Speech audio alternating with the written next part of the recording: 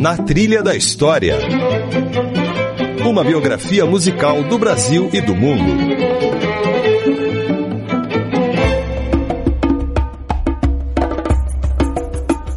Olá, eu sou Isabela Azevedo e está começando mais um Na Trilha da História. Hoje nós vamos falar sobre Leonardo da Vinci e o Renascimento. Qual foi a trajetória de um dos maiores gênios da humanidade e em que contexto histórico ele viveu? Antes de apresentar nossa entrevistada de hoje, vamos ouvir um resuminho dessa história?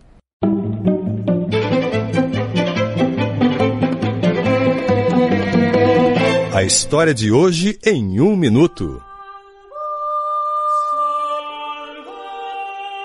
Leonardo da Vinci nasceu em 1452 na região da Toscana, perto de Florença, na Itália. Era filho do tabelião Piero da Vinci, que tinha uma boa condição financeira, e da camponesa Caterina Lippi. Eles tiveram uma relação passageira e não foram casados. O menino sempre demonstrou dons para o desenho e aos 17 anos passou a trabalhar no ateliê do artista Andrea del Verrocchio. O aprendiz tinha muito mais talento que o mestre e passou a se dedicar não apenas à arte, mas a uma verdadeira busca pelo conhecimento. Além de quadros como a Mona Lisa e a Última Ceia, Leonardo deixou para a posteridade estudos sobre a anatomia humana a partir da dissecação de cadáveres, além de projetos de engenharia, incluindo uma máquina parecida com o nosso moderno helicóptero. O italiano foi reconhecido como grande artista ainda em vida e passou seus últimos anos na França, convidado a integrar a corte francesa pelo rei Francisco I. Leonardo faleceu em 1519, aos 67 anos, e entrou para a história como um dos maiores, se não o maior, nome do Renascimento. E para conversar com a gente sobre Leonardo da Vinci e o período do Renascimento, está aqui comigo no estúdio de rádio da EBC a filósofa Lúcia Helena Galvão, professora e palestrante da Escola de Filosofia Nova Acrópole, também do canal do YouTube da Nova Acrópole, né, Lúcia? Muito obrigada, viu, por ter aceitado meu convite para voltar ao Na Trilha da História. A Lúcia, que já falou com a gente sobre o amor e os filósofos, né, agora volta para falar sobre o Leonardo da Vinci e o Renascimento. Muito obrigada, Lúcia. Muito obrigada, Isabela. Um prazer estar aqui de novo. Antes de falar sobre Leonardo da Vinci, Lúcia, eu queria que você explicasse pra gente o que foi o Renascimento. Bom, o Renascimento, ele é um movimento, uma explosão artística. Na verdade, eu poderia dizer é artística, é científica, é tecnológica, mas muito o que nós podemos dizer é que foi um despertar, um redespertar da curiosidade do homem sobre a natureza e inclusive sobre si próprio, sobre a humanidade. E qual que é a oposição entre Idade Média e Renascimento? O que estava em foco em cada um desses períodos? Na verdade, a Idade Média ela teve um foco muito grande apenas na busca do sagrado, na busca do divino, do religioso propriamente dito, no caso o cristianismo, e o homem foi totalmente tirado de foco, o homem foi relegado a uma posição de imperfeito, pecador, e a própria natureza passa a ser relegada a um segundo lugar. E nós podemos ver que tem um elemento forte na Idade Média, que é a única forma de conhecimento do homem é a revelação. A investigação é um pouco herética. O homem não pode procurar saber das coisas diretamente, senão por intermédio de Deus e da sua porta-voz, que é a igreja, que é o cristianismo, da maneira como está estabelecido. Ou seja, a única forma de conhecimento é através das escrituras sagradas. O homem não pode ir diretamente com a natureza buscar o conhecimento, nem valorizar excessivamente a própria humanidade. E o Renascimento? Renascimento, você vai ver que nós poderíamos dizer que grande parte, se não todo dele, não abriu mão do cristianismo. Esses pensadores eram cristãos. Porém, eles começam a retomar a confiança no homem e uma curiosidade vital sobre a natureza, muito interessante. Um querer entender diretamente, um querer saber. Começa a surgir na cabeça das pessoas de que não só as escrituras são obras de Deus, mas também a natureza é obra de Deus. Também é fruto da sua inteligência, portanto, nada há de pecaminoso em adentrar na obra de Deus e tentar entendê-la. Como diria Einstein, né? Tentar entender os pensamentos de Deus através da visão direta da sua obra, incluindo a visão direta do próprio homem.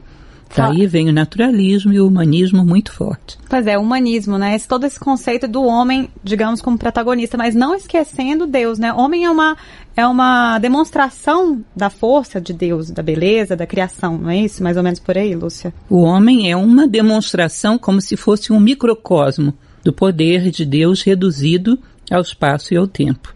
Então lembra um pouco aquela máxima antiga de Delfos: homem, conhece-te a ti mesmo e conhecerá o universo e os deuses. No caso, a Deus, o Deus cristão. Lúcia, você fala muito nas suas palestras, o ouvinte que está nos acompanhando pode também procurar no YouTube, é muito interessante.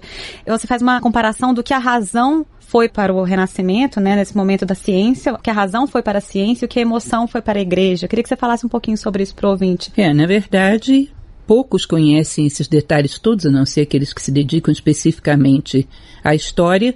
Num primeiro momento, a igreja apoia o Renascimento. Mas num segundo momento, a partir do momento basicamente da Contra-Reforma, a igreja se vira contra. Não havia, a princípio, uma oposição ao aspecto racional, ao aspecto de querer entender, querer criar, aos inventos que surgiam, muito pelo contrário, eram úteis. Nós vamos ver que num determinado momento estavam os 3 grandes artistas do Renascimento dentro do Vaticano, sob a proteção do Papa Leão X, que era o Papa dos Médicis. Ou seja, não havia essa oposição. Agora, a partir do momento em que a Contra-Reforma traz um questionamento de certos dogmas cristãos, essa emotividade, esse amor ao humano, esse humanismo fervoroso do Renascimento começa a ser considerado como algo perigoso. Inclusive, nós vamos ter uma divisão forte aí, porque então a ciência fica com a razão e a emotividade fica reservada ao religioso. Quando num determinado momento, passando os séculos, e os nossos dias são uma boa demonstração disso, o religioso não é capaz de conter em si toda a necessidade de expressão emotiva do homem, nós temos um vácuo, onde essa emotividade muitas vezes é preenchida por crenças absurdas, por fanatismos, por dogmatismos, por polêmicas sem fim sobre coisas que seriam consideradas infantis até na Idade Média. Nós estamos um pouco com essa emotividade solta e sendo apreendida por elementos de muito pouco fundamento racional. Ou seja, nós temos pessoas altamente racionais, capazes de criar uma revolução tecnológica, mas ao mesmo tempo infantilizadas do ponto de vista emocional. Esse é o painel que nós temos hoje. Agora eu vou interromper um pouquinho o nosso papo para apresentar a trilha sonora deste episódio. Hoje nós vamos ouvir algumas faixas de um disco lançado no Reino Unido em 2019 pela companhia de música britânica I Fagiolini, em homenagem aos 500 anos da morte de Leonardo da Vinci. O disco se chama Leonardo Shaping the Invisible, algo como dando forma ao invisível em português. Para montar o repertório, o diretor do grupo, o maestro, decidiu escolher composições que, na opinião dele, casavam bem com as criações de Leonardo da Vinci. A primeira peça que a gente vai ouvir é A Arte da Fuga, de Johann Sebastian Bach, composta no século XVIII, portanto posterior, né, à época de Leonardo da Vinci. O maestro fez uma associação entre essa composição e o Homem Vitruviano. Olha que interessante, Lúcia, é uma das obras mais conhecidas de Leonardo. A gente podia falar um pouquinho para o ouvinte, só para o ouvinte lembrar como é que é o homem, né, que está com braços abertos, assim, nu, como é que é a obra dele? Sim, ele fez essa concepção para ilustrar um livro de um grande amigo seu, Luca Pacioli, que era matemático, onde ele queria falar sobre a quadratura do círculo, como o homem ficava perfeitamente enquadrado com seus 4 membros nessa chamada quadratura do círculo, ou seja, a proporção perfeita, a divina proporção do corpo humano. Ele está dentro de um círculo, né? Um homem nu, assim, com os braços abertos, dentro de um quadrado, assim, também, Isso. né?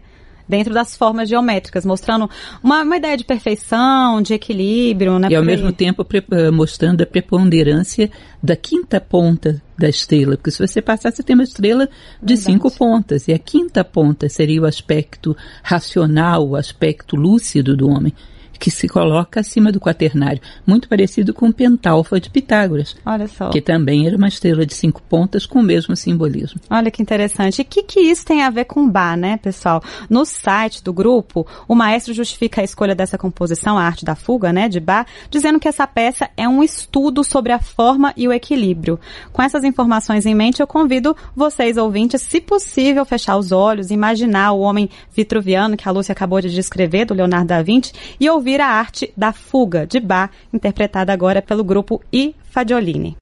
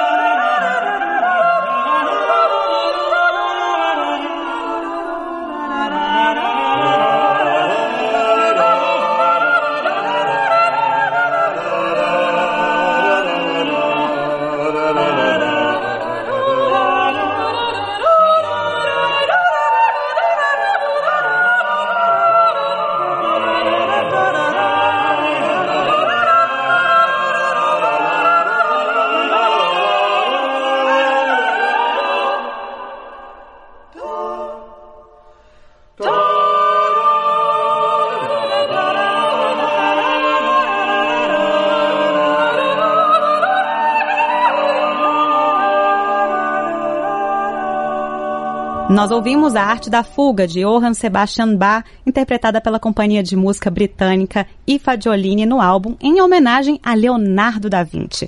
Hoje nós estamos batendo um papo com a filósofa Lúcia Helena Galvão, professora da Escola de Filosofia Nova Acrópole. Na Trilha da História. No episódio de hoje, Leonardo da Vinci e o Renascimento. Lúcia, o que você poderia contar pra gente sobre as origens de Leonardo da Vinci? Os pais dele, o lugar onde ele nasceu, as circunstâncias, o contexto ali da vida dele. Leonardo da Vinci, nós sabemos que ele era um filho ilegítimo. Seu nome, de fato, era Leonardo de Ser Piero da Vinci. Esse Ser Piero era um homem que tinha como se fosse um cartório atual, era responsável por um negócio, era um homem de classe média. Agora, sua mãe era apenas uma camponesa de 15 anos, Caterina. Foi uma relação passageira, uma aventura de seu pai, e essa mãe ficou com ele apenas até os 3 ou 4 anos de idade e casou-se posteriormente com um camponês e entregou o menino. E o menino foi criado pelo pai, o avô, o tio, e a primeira madrasta que ele teve, que era uma mulher que inclusive ele nutria bastante simpatia, uma jovem de apenas 16 anos também. Só que pouco depois o avô morre, essa sua madrasta morre, e a situação dele fica um pouco instável. Uhum. O pai, por essa altura, logo em seguida o sonho do Ser Piero era um dia ter um filho legítimo varão. Ele só vai conseguir isso no 3º casamento. Ele leva então o Leonardo, da região onde eles viviam, na Toscana, que pertencia então a Florença. Ele leva Leonardo para Florença e, como parece que tinha uma certa amizade com Andrea de Tione, que nós conhecemos como Andrea Verrocchio, que era o dono do maior ateliê da época, ele leva uns desenhos do menino. E o Andrea Verrocchio se impressiona com a qualidade dos desenhos e o contrata. Isso ele criança ainda, ele contrata? Ele chega no ateliê de Andrea Verrocchio com 17 anos. Adolescente. Depois da passagem por vários casamentos do pai, pela casa do avô Antônio, que ele tinha grande estima, ele sente muito quando o avô morre. Então ele chega ao Verrocchio, significa o olho verdadeiro. exatamente porque se diz que ele tinha um olho muito bom para identificar não só aquilo que é belo, como também aqueles que são talentosos. Ele era um discípulo direto de Donatello, e Donatello tinha acabado de morrer quando Leonardo da Vinci chega ao ateliê. O ateliê é algo muito diferente de um ateliê de pintura que a gente concebe hoje, porque era um ateliê onde se fazia também artesanato, mexia-se com madeira, mexia-se com metais, fazia-se esculturas. Leonardo aprendeu de tudo um pouco, inclusive um pouco de cultura a respeito da história das artes e tudo mais.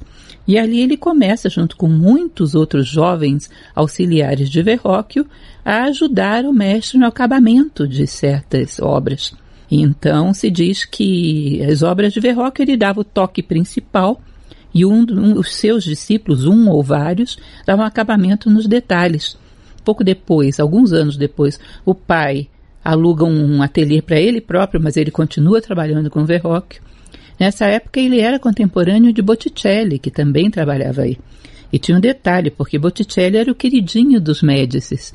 Leonardo nunca conseguiu ser muito adotado pelos Médicis, sobretudo Lourenço, que é um contemporâneo dele, praticamente da mesma idade. O Lourenço tinha como preferência total a Sandro Botticelli. Então ele fazia serviços para mosteiros, pinturas sagradas. A primeira pintura que se conhece, o primeiro desenho de Leonardo que se conhece, é com 21 anos. Não sei dizer se houve coisas antes, mas não que se tenha conhecimento. Que é uma pintura do Vale do Arno. Ele tinha aquele aspecto, não sei se você já ouviu falar, que a lembrança mais remota que ele tem, eu acho isso interessante. Ele se lembrava de que ele, bebê, um falcão tinha pousado no carrinho sobre ele e tinha batido com o rabo várias vezes nos lábios dele, até os lábios dele se abrirem. E ele tinha muita paixão pela natureza e por aquela paisagem da Toscana, sabe? E ele pinta então o Vale do Rio Arno. É um primeiro trabalho dele. Olha que interessante. Depois disso ele vai se envolvendo, tem um ateliê próprio, mas continua produzindo com Verrocchio. Dizem, mais uma vez, Vasari. Quando Leonardo morre, em 1519, Vasari tinha 8 anos. Ele não chega a conhecer, mas é o crítico mais contemporâneo que tem de Leonardo. E para ele o Leonardo era o máximo. Eu acho interessante o contemporâneo ter essa capacidade de reconhecimento, né? Porque em geral os gênios vão ser reconhecidos gerações depois. Só depois, né? Legal, Lúcia. E Vasari dizia que ele era belíssimo também. E que o Davi... né? Fisicamente. Diz que o Davi, que Verrocchio faz, a estátua de Davi, teria tido como modelo Leonardo jovem, o mais belo dos discípulos de Verrocchio. Então esse homem era tudo de bom, porque ele era bonito, ele era talentoso, ele era... E muito afável também. Acho que era muito bom para fazer amizades, muito afável. Ah, legal, bacana. Vamos continuar falando sobre isso, mas vou dar uma paradinha na entrevista para a próxima música da nossa trilha sonora. Lembrando que neste episódio nós estamos ouvindo algumas faixas do disco Leonardo, Shaping the Invisible, lançado pela companhia de música britânica I Fagiolini, em homenagem a Leonardo da Vinci. A escolha desse repertório, desse álbum, foi inspirada na obra do artista. E a próxima peça que a gente vai ouvir é Era Lamina Mia, composta pelo italiano Claudio Monteverdi, de 1605. O grupo escolheu essa composição para representar a Mona Lisa, Lúcia. Certamente um dos quadros mais conhecidos, né, do mundo. Não é nem de Leonardo, do mundo, né? Com certeza. E é engraçado quando a gente vai no Louvre, né, visitar a Mona Lisa, tem aquele punhado de gente, né? Parece que, assim, ninguém tá ligando para toda a história que tem a ver com aquele quadro, toda a beleza, né? Toda a perfeição. É simplesmente tirar uma foto e mostrar que foi e ir embora. O que você acha sobre isso? E acho isso bem curioso, porque não só para um quadro, mas também monumentos históricos, às vezes as pessoas estão preocupadas mais com a sua imagem do que com o monumento em si. E Mona Lisa, Lúcia, por que você acha que Mona Lisa ganhou essa importância tremenda na obra não só de Leonardo, mas, enfim, mundial? A Mona Lisa é um experimento, o experimento mais perfeito de Leonardo sobre uma técnica que é o esfumato. O rei francês Francisco I, ele dizia algo que é muito interessante. Muitos anos depois da morte de Leonardo, ele dizia, todos falam dos seus talentos, mas esquecem de dizer, ele era um grande filósofo. E realmente era isso que ele era. Leonardo, ele tinha uma concepção de que o universo não tem limites, as coisas não têm limites. Eu estou vendo você, eu não vejo linhas separando você do fundo. As coisas são um contínuo. onde simplesmente num determinado momento se precipita uma maior densidade de certas cores e parece um ser. Mas ela vai se diluindo em tom sobre tom e se funde com fundo, e no fundo tudo é uma coisa só. E a Mona Lisa você percebe, se você olha para ela com cuidado, você percebe que ela não é delimitada, ela aparece, ela surge do fundo, como se fosse se condensando e surgisse ali um ser. E faz parte da concepção dele, que é muito interessante, quando ele falava sobre o claro e o escuro, o chiaroscuro, ele dizia que o universo é uma mistura de espírito e matéria, claro e escura. Todas as coisas são feitas dessa mistura. Vai se precipitando mais luz, menos luz, e assim vão sendo feitas as coisas do mundo. E esse sorriso de Mona Lisa? Por que cativou tanto e por que é tão... É porque ele é misterioso? É porque ele é enigmático? O que tem nesse sorriso que ficou tão em voga e tão em relevo assim? Olha, você vai perceber que não é incomum. Leonardo tem certos pontos comuns em toda a sua obra. Não é à toa que surgiram tantas teorias da conspiração, que eu não gosto nenhuma delas, nem o Código da Vinci, mas tem certas curiosidades interessantes, porque é muito parecido com o sorriso de João Batista no quadro dele. É muito parecido com o sorriso do anjo quando ele está no quadro de Santa Maria, Jesus e João Batista. É sempre aquele sorriso como se estivesse te convidando, te desafiando a desvendar algo mais do que uma aparência. E é uma assinatura, né, de Leonardo. Essa é uma assinatura. Outra coisa que é muito comum nele é gente apontando para o alto, gente apontando para o céu. Tá? E é interessante. Legal. E esse quadro, ele ficou durante anos, não? Pintando? Ficou com ele debaixo do braço? Sim, ele andava para tudo quanto é lugar. Essa é a época em que ele andava por toda a Itália junto com César Borgia. Ele só andava com a Mona Lisa debaixo do braço. Foi a época em que ele conheceu Nicolau Maquiavel. Olha só, quanta gente contemporânea, né? Quanta gente boa vivendo num tempo na só. Na mesma época.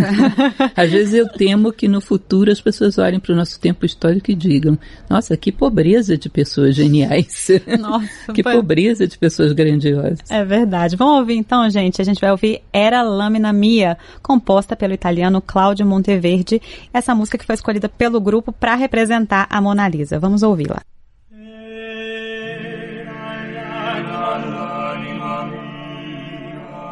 Presso all'ultimo il languia come languia alma che muore, il languia come languia alma che muore. Quando anima più bella, più tradita,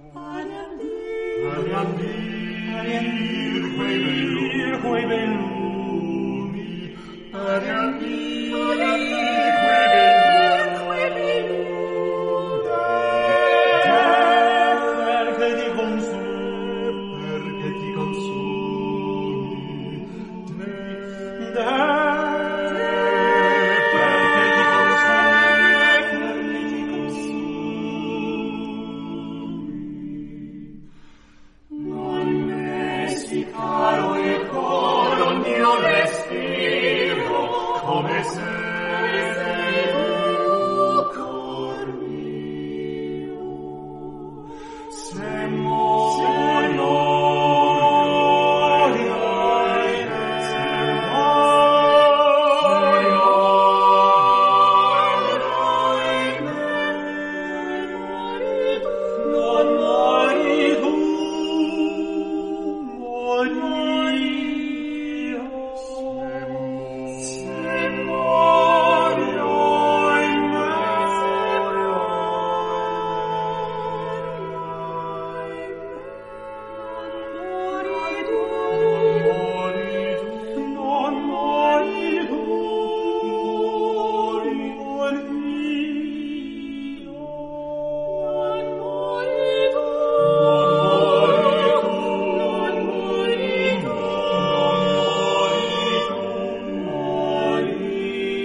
essa foi Era Lâmina Mia, composta pelo italiano Claudio Monteverdi e interpretada pela companhia de música britânica I Fagiolini no álbum em homenagem a Leonardo da Vinci. Hoje, nossa convidada é a filósofa Lúcia Helena Galvão, professora da Escola de Filosofia Nova Acrópole. A gente está falando sobre Leonardo da Vinci e o período do Renascimento. Inclusive, uma curiosidade, Isabela, também Monteverdi faz parte desse ciclo genial. Aí, em finais do século XVI, século XVII, Monteverdi é o criador da ópera. Olha só. E vive num cenário muito especial. Ele imaginava que o teatro grego fosse todo ele cantado. E não era. O teatro grego tinha um coro ao fundo. Mas em cima desse engano, chamado do engano veneziano, ele criou a ópera. Olha também mais ou menos nesse período, um século depois. Outro gênio. Outro.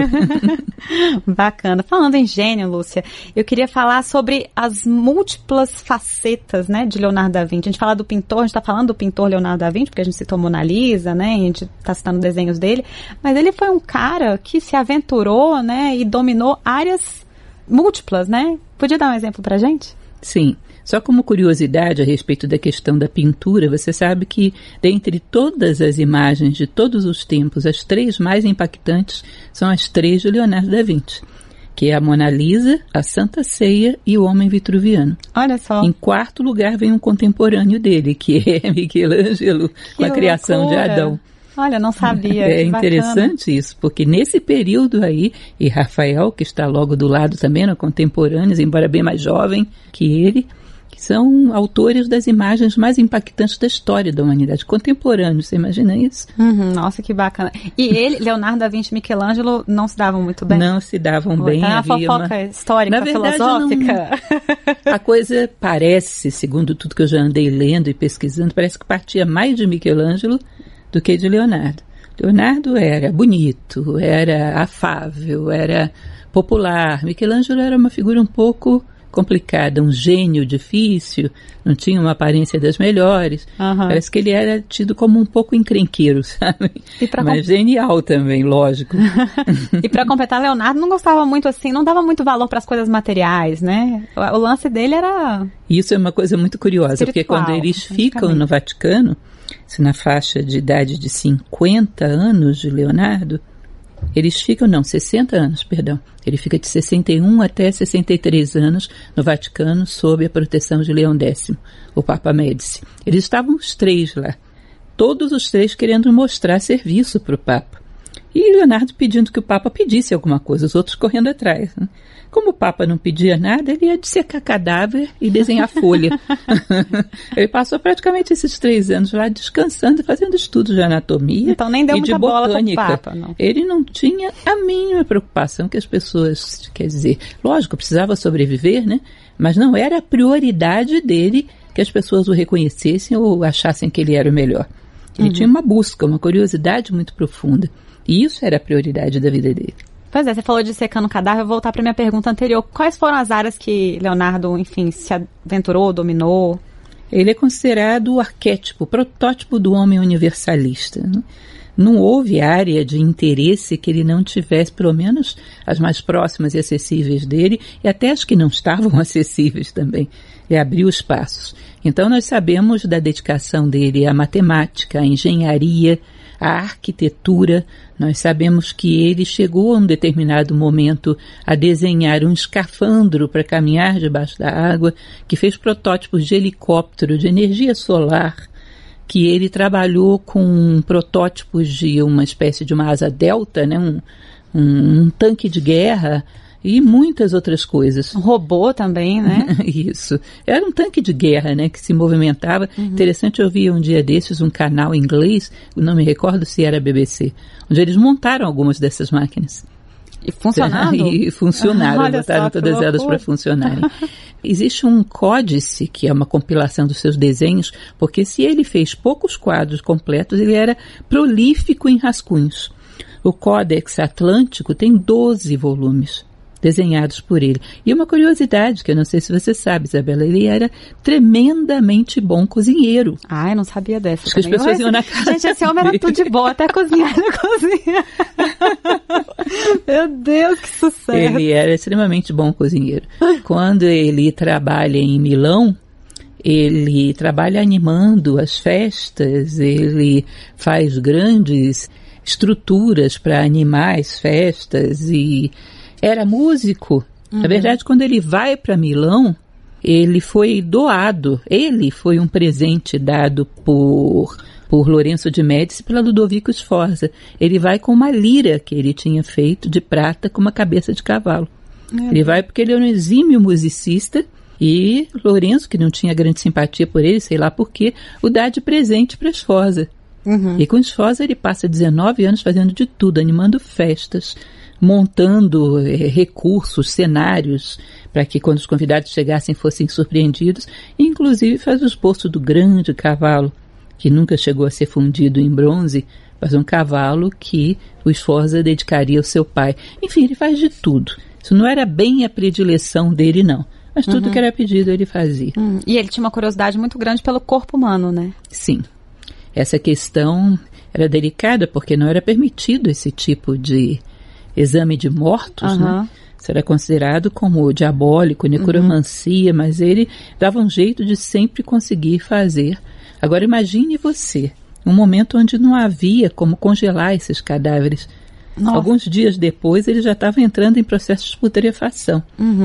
As pessoas que o acompanhavam, sobretudo um discípulo seu que o acompanhou durante muito tempo, diziam que era insuportável o cheiro, e ele mexia nesses cadáveres por vários dias, porque até conseguir outro era difícil. Submetia todo tipo de sacrifício para fazer suas pesquisas. Em busca sempre do conhecimento, né, Sim. Lúcia? Vamos ouvir outra música? Para Sim. você ouvinte que passou a nos acompanhar agora, neste episódio nós estamos ouvindo algumas faixas do disco Leonardo Shaping the Invisible, lançado pela companhia de música britânica I Fagiolini. O repertório escolhido para esse disco foi inspirado na obra de Leonardo da Vinci e a próxima peça que a gente vai ouvir é Alma Redemptoris Mater, composta em 1581 pelo espanhol Tomás Luís de Victoria.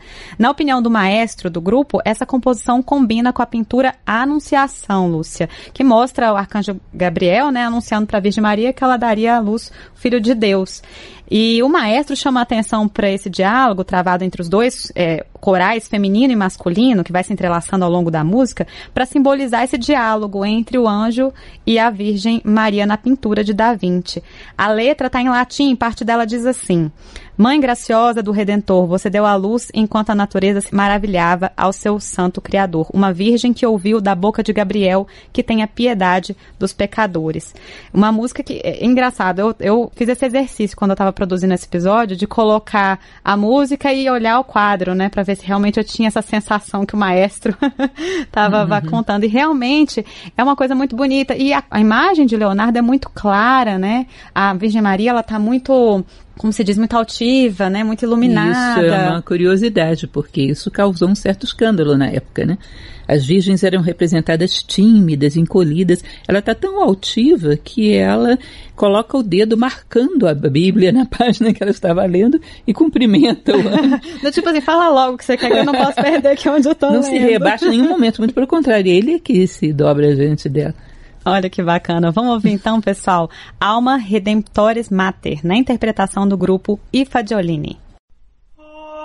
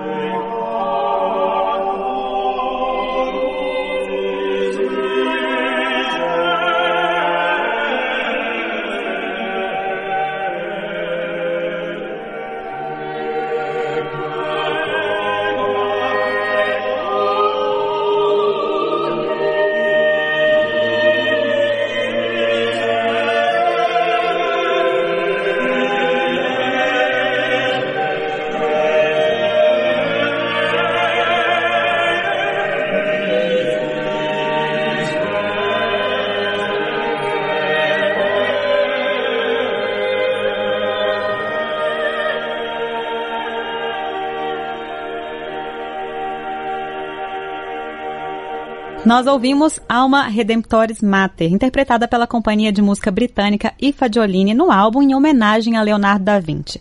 Hoje a nossa convidada é a filósofa Lúcia Helena Galvão, professora da Escola de Filosofia Nova Acrópole. Na Trilha da História. No episódio de hoje, Leonardo da Vinci e o Renascimento. Lúcia, Leonardo da Vinci não ligava muito para dinheiro, né? A gente falou que ele não ligava para as coisas materiais, mas ele obteve sucesso com as obras durante a vida dele? Olha, ele obteve reconhecimento, talvez dinheiro nunca tanto quanto ele necessitava, né? Durante o período que ele viveu com Ludovico Sforza, parece que houve uma certa estabilidade. Inclusive, conta-se que talvez nesse período, não é algo certo, mas talvez ele tenha chegado a sustentar sua mãe nos seus últimos anos de vida. Porque em uma das suas declarações de renda, veja que curioso, já tinha, em uma das suas declarações de renda, ele coloca como dependente uma mulher de nome Caterina. E alguns anos depois, ele coloca as despesas do seu enterro. Então era um momento em que ele podia sustentar 2 ou 3 pessoas sob sua proteção. Depois vai ficando um pouco mais instável. O final da sua vida foi glorioso na França, em Amboise, protegido pelo rei Francisco I, mas isso já nos 3 últimos anos da sua vida. O resto do tempo foi meio complicado. De uma hora para outra, os franceses invadem, ele tem que fugir de Milão, foge para lá, foge para cá, é bem aceito aqui, nem tanto ali. Você percebe, não sei se você já assistiu um filme que é muito interessante, que fala sobre os artistas na Idade Média, inclusive cito na minha palestra, me fugiu agora o nome. Esse filme, belíssimo, diga-se de passagem, mostra que os artistas eram os saltimbancos, eram tratados como funcionários inferiores. A ideia do artesão ou artista que merece respeito começa a transitar aí pelo Renascimento. Até então era algo quase que inusitado. O artista era... Pulava de cidade em cidade, se apresentando. Isso, essa história que infelizmente não me recordo o nome do filme, ele mostra um grupo de teatro andando pelas cidades e se apresentando a troco de comida, passando fome, sujeitos a todo tipo de agressão. Ou seja, realmente os artistas eram inferiores, eram subalternos. Era um entretenimento ali para quem tinha dinheiro, né?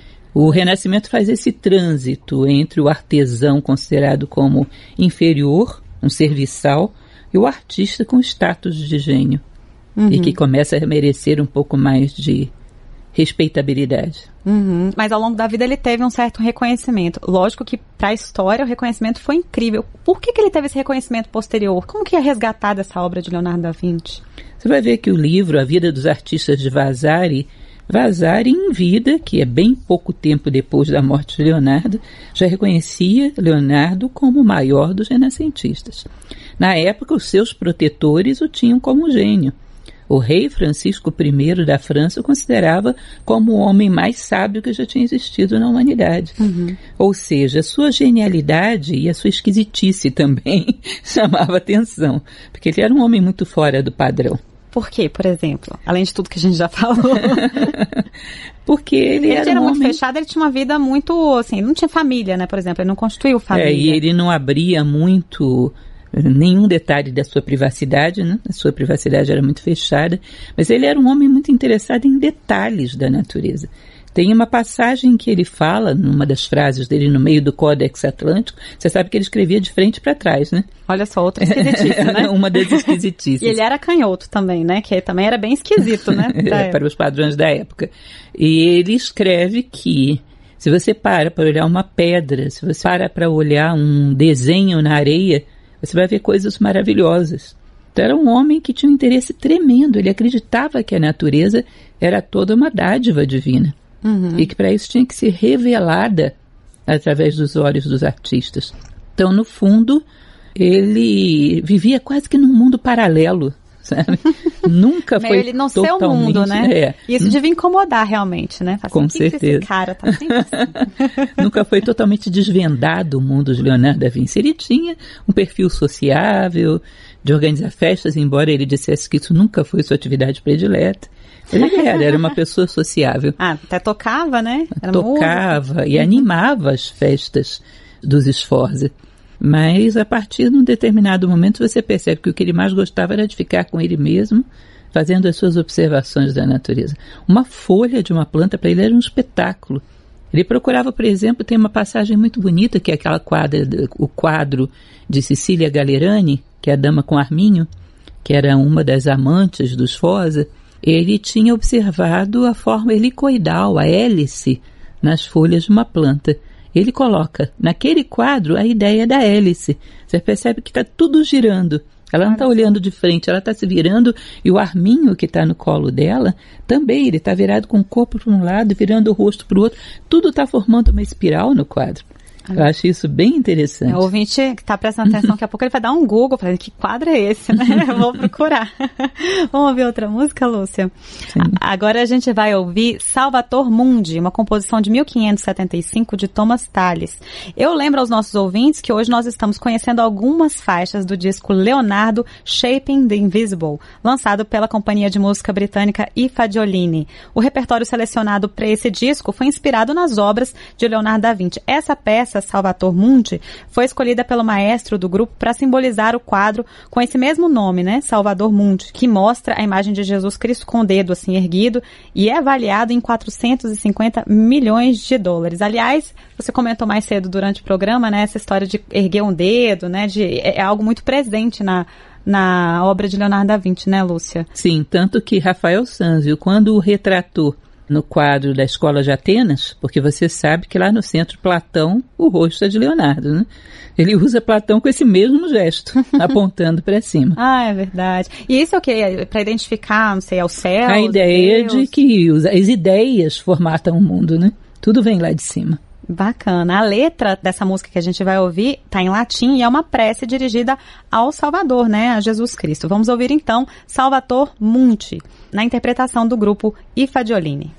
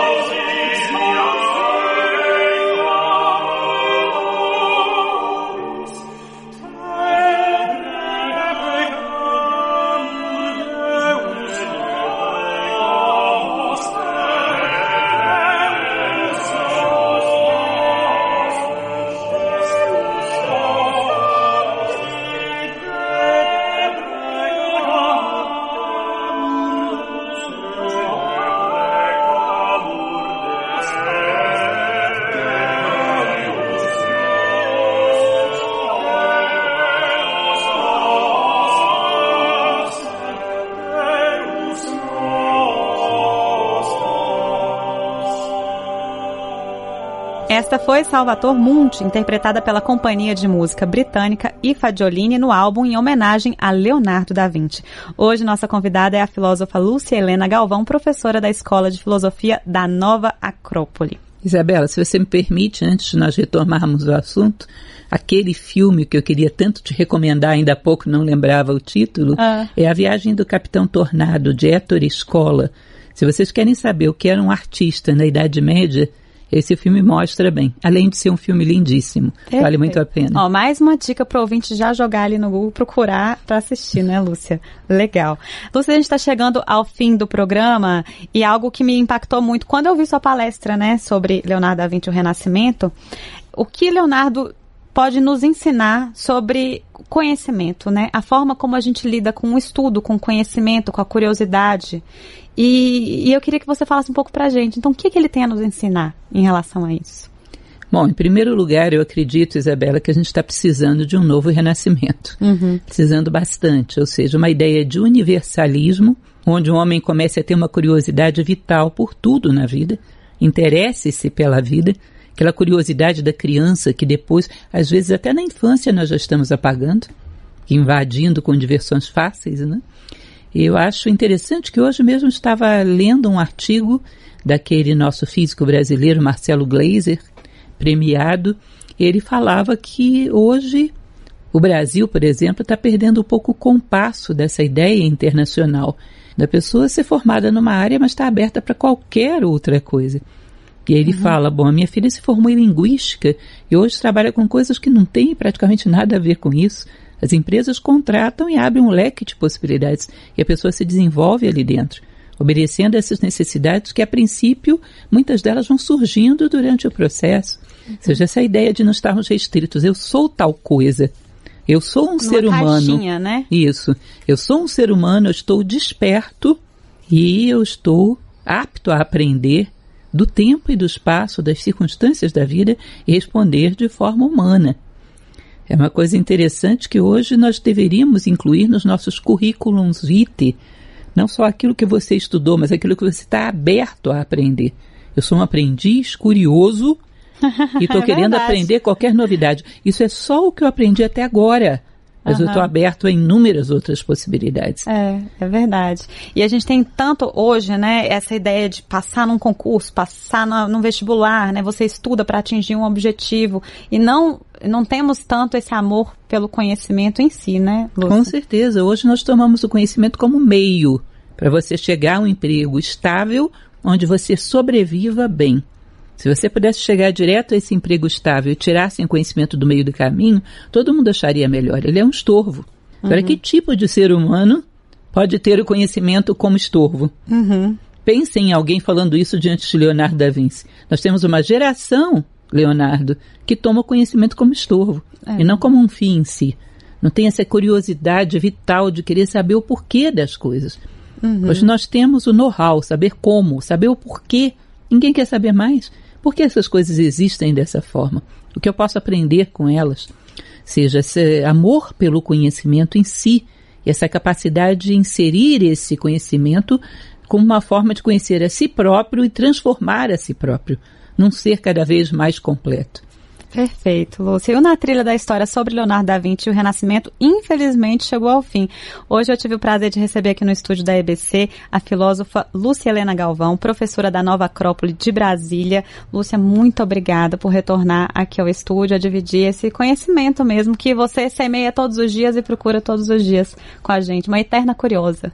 Muito obrigada, Isabela. E se você me permite, eu convido o ouvinte a conhecer o nosso canal da Nova Acrópole no YouTube. Com certeza, e lá tem várias palestras, né, muito interessantes, que relacionam vários aspectos da vida, né, Lúcia? Uma filosofia de uma forma prática, né? Isso, filosofia vivencial, prática, são 350 palestras hoje.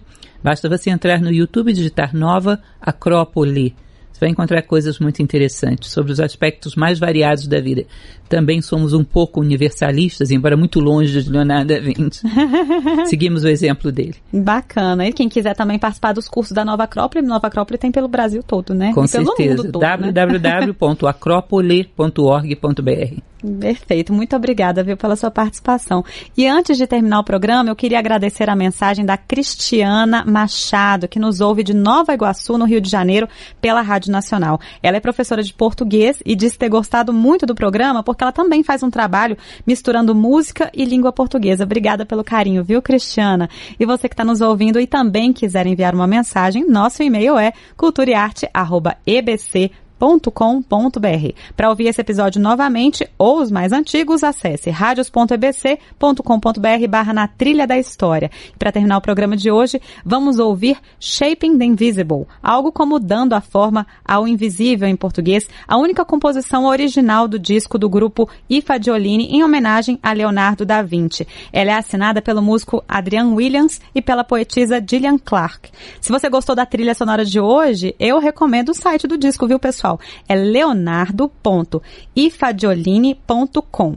Então é leonardo.ifagiolini.com. Fagiolini escreve I Fagiolini, né? Com G, com L só e um N só. Acessa lá que é muito legal a proposta desse grupo, combinando músicas com obras de Leonardo da Vinci. Muito bacana. Vamos conferir então Shaping the Invisible. Até semana que vem, pessoal. Tchau, tchau. Listen.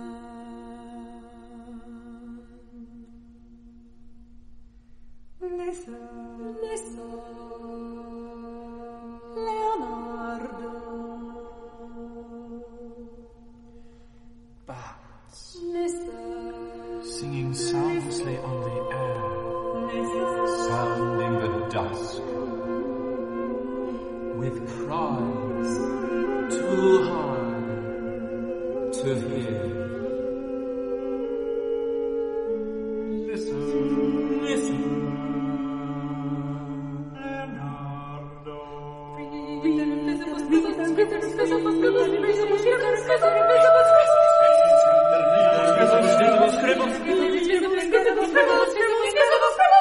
One falls. A heartbeat in the palm of your hand.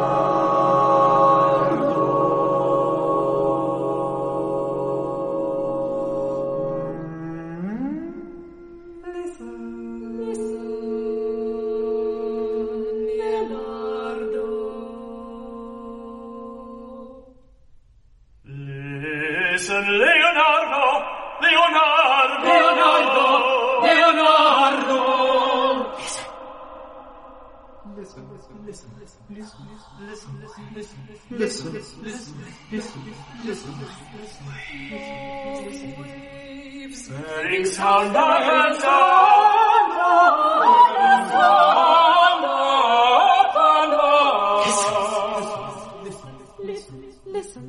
listen.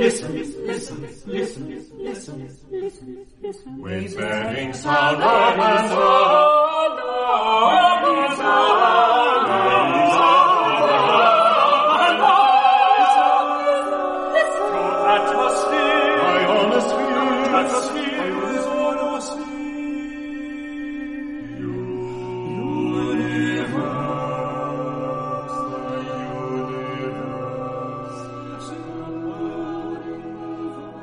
Na Trilha da História. Produção e apresentação Isabela Azevedo. O episódio de hoje contou com a locução de Gláucia Gomes. Esta é uma realização da EBC, Empresa Brasil de Comunicação. Na Trilha da História. Uma biografia musical do Brasil e do mundo.